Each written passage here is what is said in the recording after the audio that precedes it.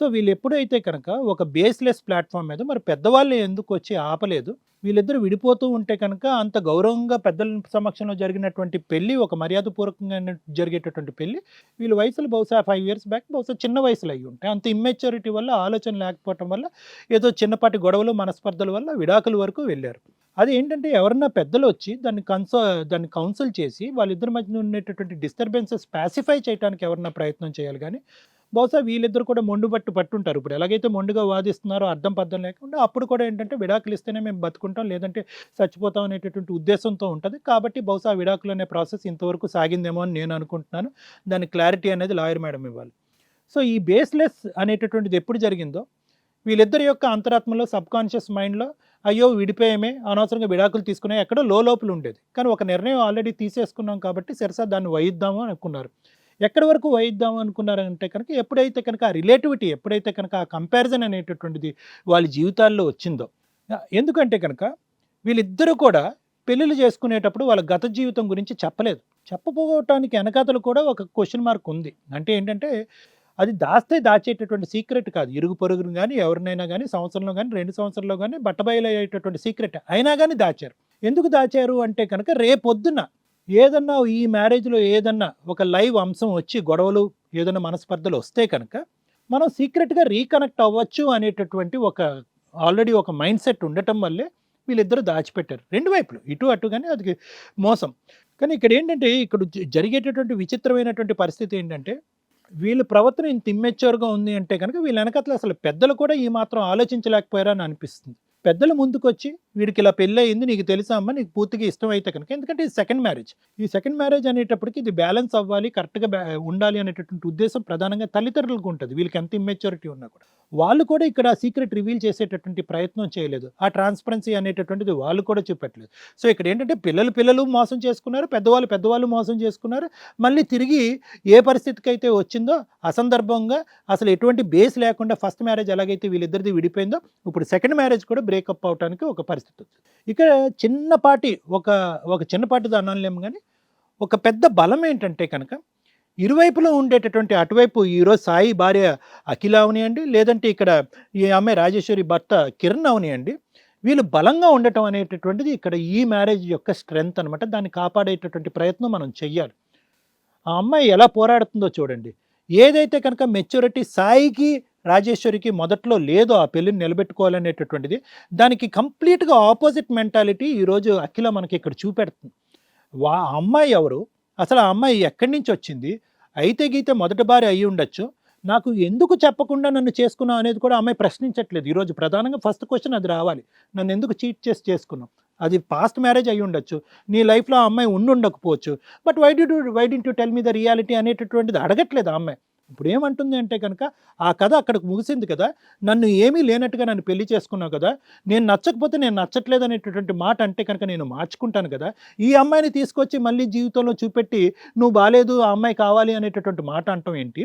ఆ అమ్మాయికి మళ్ళీ భర్త అనేటటువంటి స్థానంలో నిలబడి ఆ అమ్మాయికి సహాయపడేటటువంటి ఆలోచన ఏంటి అనేది ప్రశ్నిస్తుంది. కరెక్ట్‌గా మనం ఏదైతే ప్రశ్నలు అడగాలో, చదువుకోనటువంటి అమ్మాయి అయినా కూడా అఖిల అన్ని ప్రశ్నలను అతని మీద సంధించింది. ఈరోజు బెస్ట్ కౌన్సిలింగ్ ఏదైనా చేయాలంటే కనుక, ఆ అమ్మాయే కరెక్ట్‌గా అతనికి బుద్ధి చెప్పగలదు. ఆ అమ్మాయి అతని రచ్చకి ఇచ్చి అతని మైండ్ సెట్ అనేది మార్చగలదు. ఇది అక్కడ. ఇటువైపు కిరణ్ కూడా ఏంటంటే, బహుశా కిరణ్‌ను ఇక్కడ అతను చేసినటువంటి తప్పేమీ లేదు.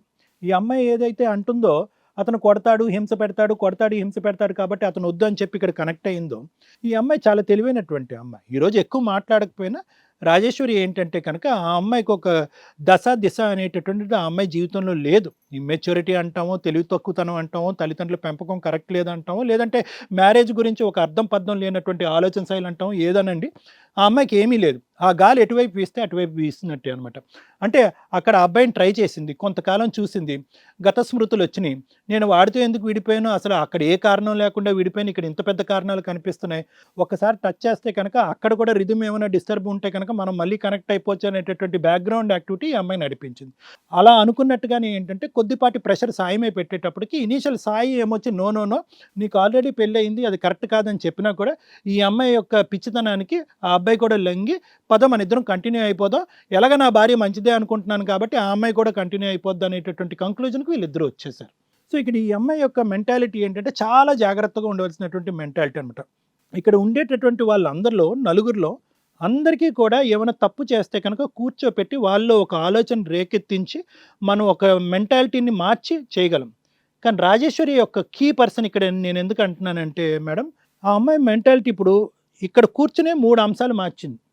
ఒకసారి సాయి కావాలంది, ఇంకోసారి కిరణ్ వద్దంది, మళ్ళీ మనం మారిస్తే కనుక సాయి వద్దు కిరణే కావాలని అంటుంది. అంటే ఆ అమ్మాయి ఎక్కడ కూడా స్టెబిలిటీ లేదు అనేటటువంటిది చాలా ప్రమాదకరమైనటువంటి అంశం. ఇప్పుడు ముఖ్యంగా ఇక్కడ డిసైడ్ అవ్వాల్సింది ఏంటంటే కిరణ్ ఇక్కడ చాలా డెలికేట్ పొజిషన్లో ఉన్నాడు. ఎందుకు డెలికేట్ పొజిషన్లో ఉన్నాడు అంటే కనుక ఇప్పుడు అక్కడ సాయి మాట్లాడితే కనుక ఖచ్చితంగా అఖిలతో సాయి వెళ్తాడు అనేటటువంటిది నమ్మకం నాకు వస్తుంది. ఎందుకంటే కేవలం అతని కన్సర్న్ అలా ఏంటంటే ఇక్కడ తన మొదటి భార్య ఇక్కడ బాధపడకూడదు అనేటటువంటిది. సో దానివల్ల ఏంటంటే ఆ అమ్మాయికి ఏదో ఇండైరెక్ట్ పద్ధతిలోనో డైరెక్ట్ పద్ధతిలోనే హెల్ప్ చేయాలనుకున్నాడు. సో అక్కడ సాయి యొక్క ఆలోచన అది వరకు క్లియర్ అయిపోయింది. కానీ ఈ అమ్మాయి యొక్క చంచలత్వం, మనస్తత్వం, ఇమ్మెచ్యూరిటీ, పెద్దవాళ్ళు చెప్తే కనుక వినేటటువంటి తత్వం లేకపోవటం, ఏదైతే ఫస్ట్ మ్యారేజ్లో చేసినటువంటి తప్పు ఇప్పుడు సెకండ్ మ్యారేజ్లో కూడా చేసేటటువంటి పరిస్థితి ఉంది. ఫస్ట్ మ్యారేజ్లో చేసిన తప్పు వల్ల వీళ్ళిద్దరూ విడిపోయారు. సెకండ్ మ్యారేజ్లో తప్పు చేస్తే కనుక నలుగురు విడిపోతారు.